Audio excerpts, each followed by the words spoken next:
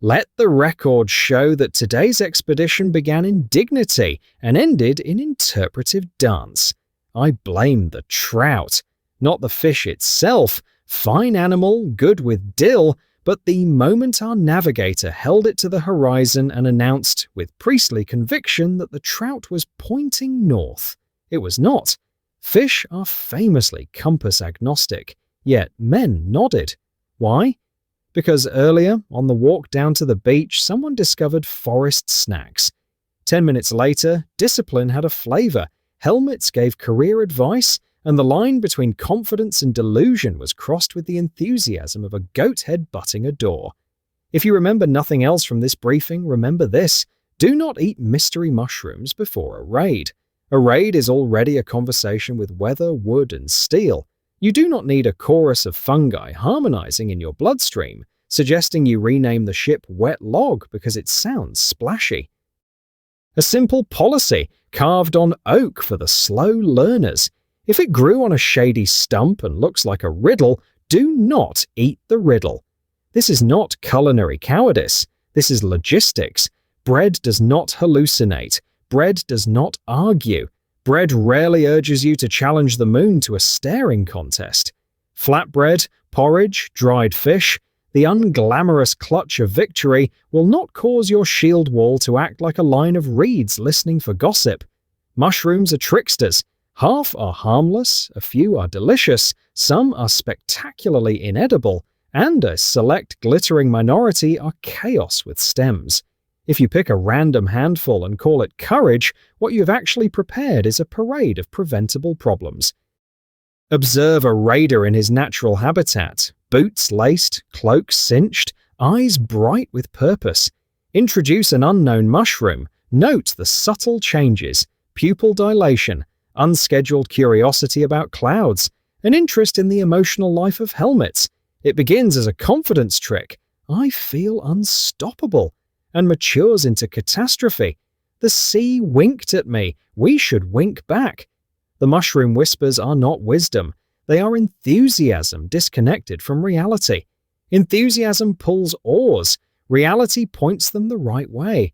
If both are not invited, you find yourself rowing bravely in circles, saluting a lighthouse because it looks like a very tall warrior. I will not dignify any species with a real name because some listener will immediately munch it like a heroic salad. Instead, a practical taxonomy for raiders: speckled goblin buttons, cute, deadly, taste like pride right before it loses its balance. Elder's umbrella, looks respectable, makes time do finger guns at you. Weeping angels, not onions, not angels, will convince you your sandals are haunted. The maybe it's fine, the most dangerous one. The voice in your head that says maybe is not your physician, it is the devil's intern. If you're hungry, eat something that had a childhood. If it had a childhood in dirt and you didn't plant it, no. Every unit has a Svein, brave, loyal, accident-prone in innovative ways. On the shore, Svein ate a forest coin, small, brown, audaciously smug. 10 minutes later, he made profound eye contact with the tide and announced that the waves were breathing with us. The shield wall formed, polished, tight, beautiful. Svein jogged along it, hand raised, offering a line-wide high five like a traveling festival of poor decisions. The shields were surprised, then offended, then sticky because morale had been boosted with mead. If you hear the words group high five anywhere near battle formation, assume there is a mushroom at large and the mushroom is winning. Helmets do not have careers. They are bowls for your skull. They do not enroll in mentorship programs. They do not pivot to consulting. Yet the mushroomed mind will report with tender gratitude that helmets are proud and supportive and think I should try a solo. This is a symptom, not a revelation. Equipment should be silent until struck. If your gear is offering life coaching, left is right. Be the fjord you want to see in the world. Invest in eels. What you're hearing is dehydration with good posture. A raid is a machine made of people. The shield wall is its hinge. Add mushrooms and you will discover freelance rhythms. Two men peel off, stepping to a beat that lives only in their ankles. One salutes a goat, another negotiates with a tree. The hinge loosens, the machine unmachines. Suddenly, what was a disciplined wall is a parade of unrelated hobbies. Do not let drums you cannot hear set your marching pace. If you require music, appoint an actual drummer and give them an actual drum. Make the beat real. Mushrooms invent private parades. Drums maintain public order. Some errors are so confident they attract applause. The captain, wise, scarred, respected, produced a fish and unrolled it like parchment. He had drawn runes on its scales. One read northish, another said, "Here be waves," which on the ocean lacks diagnostic value. He lifted the fish to the horizon and nodded with the gravity of kings. The crew nodded because confidence is contagious, and also because the mushrooms had recently campaigned for the fish. Let's be plain. Rocks do the rock jobs. A clear crystal can help find the hidden sun. A simple board and a shadow can help hold a bearing. Fish do the fish jobs. They swim, they gleam, they accept dill with grace. If your map smells like lunch, it is not a map. It is lunch auditioning for cartography. Consider the unintended mercy of incompetence. The monastery we meant to terrify experienced instead a matinee of interpretive confusion. Our drummer shook an invisible maraca. Our captain saluted a gull he mistook for a very small Valkyrie. A monk watering cabbages watched us wander in brave circles, and after a minute went back to his cabbages. That is the victory mushrooms deliver. Everyone survives, including your pride, which emigrates quietly. The chroniclers will describe us as strange men performing a coastal ritual. They will be correct. It was a ritual of apology, conducted in the dialect of chaos. Back on shore, someone decided to test the war horn indoors. There is boldness, there is bravery, and there is playing a horn the size of a respectable tree inside a building you like. The roof learned what thunder sounds like from the wrong angle. Dust drifted into soup. The CRS blinked twice and said nothing because some moments require the respectful silence of distant ancestors, judging us kindly and with great concern. For the avoidance of future soup dust, horns are outdoor animals. If the horn can see a ceiling, it is in captivity. Enough diagnosis. Here is the cure. Food. Eat bread. Bread is discipline you can chew. Dried fish is loyalty with protein. Apples are oracles of fiber and don't argue. Water, drink it. If your helmet is philosophical, it is your bloodstream filing a polite ticket marked more river, less poetry. Gear, buckles, straps, laces. Confidence is not a fastening mechanism. If your armor creaks like a haunted door, the enemy will hear it and compose an anecdote. Navigation, let the sun and a board conspire. Sketch a sober line on wax. Assign a second sober person to check it. Leadership, speak clearly. Lift with certainty. Tell Svein he is valuable and give him a job that does not involve cartography, like counting shields out loud. Re-roll the scene with these adjustments and the world improves.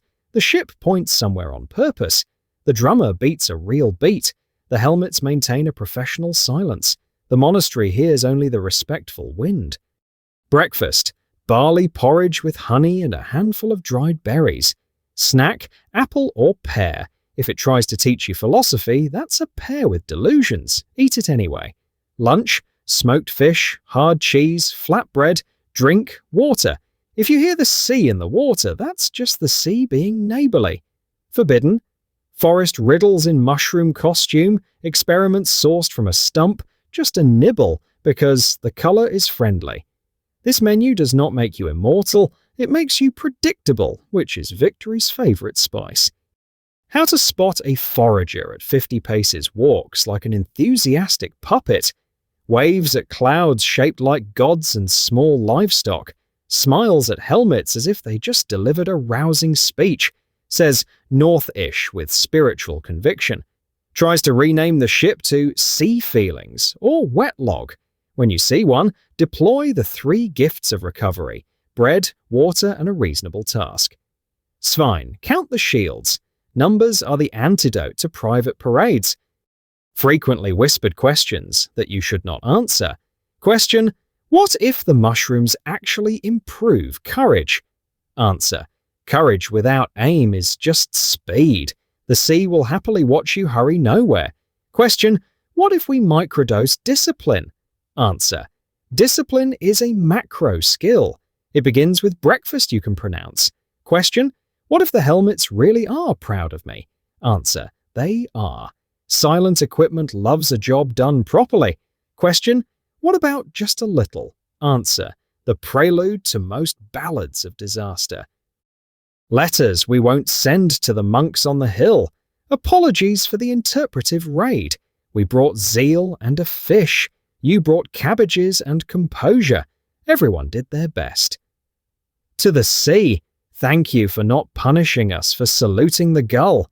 We will earn our dramatic moments the honest way next time. To the helmets, we appreciate your continued silence. Please accept this lining of fresh wool as a token of gratitude for not becoming life coaches. The Captain's Remorse, a useful tale. After the fish map debacle, the captain did a brave thing rarer than victory. He admitted the error publicly. Men, he said, the fish was not a map. He retired the trout with honours, lunch, took a sunstone from the quartermaster and asked the drummer for a beat everyone could hear. The ship sighed with relief, which sounded like wind in a sail finally facing the right way. Leaders are not paid to be mystical. They are paid in respect to be repeatably correct. When they are wrong, they are paid to be usefully honest.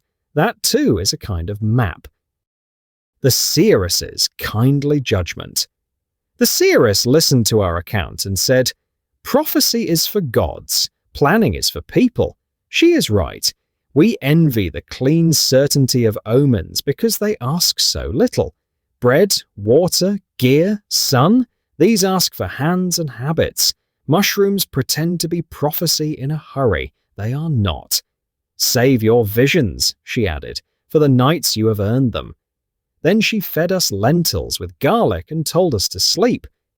Training the habit of not being an idiot. Habits are armor you wear inside. Practice the small reliables until they become background music. Fill water skins without being asked. Retie straps for the sound of it. Place the sunstone and board in the same spot every time. Write the course so your future self can thank your past self in an ordinary voice. When your mind longs for shortcuts, hand it a chore. The mind is a child that loves both praise and purpose. Give it both with bread and a list. The day we landed like professionals, a counter-example. For balance, a happy story. 2 weeks after the trout incident, we marched to the shore after a breakfast of porridge and an argument about socks. Helmets were quiet. The drummer struck a beat we all could hear. The captain drew our course on wax and asked a second set of eyes to confirm it. We landed with the grace of a thought long considered, and the monastery's bell rang not in alarm, but because that is what bells do when life proceeds as planned. Our victory song had no mushrooms in the verses, only practice and a beat and a sky that did its job while we did ours. Final carving. Rocks do the rock jobs. We end where we began, with a simple sentence carved into a beam where even Svein can't miss it. Let rocks do the rock jobs. Let bread be bravery's breakfast. Let water be strategy's friend. Let helmets be helmets.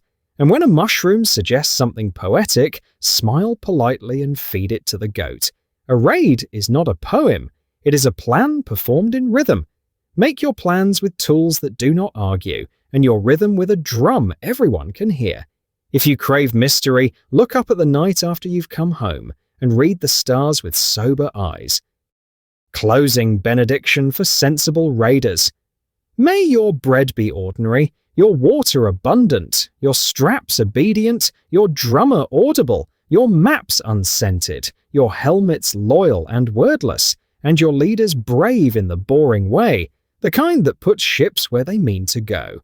Should a trout ever present itself as a compass, thank it for its service, then add dill and dignity and call it lunch. Our research continues next week with a topic dear to rafters and eardrums alike. Don't blow the war horn indoors. Join the expedition by subscribing and ring the bell, but only outdoors. Post your runic red flags, the loudest mistakes you've witnessed, so we can file them as exhibits.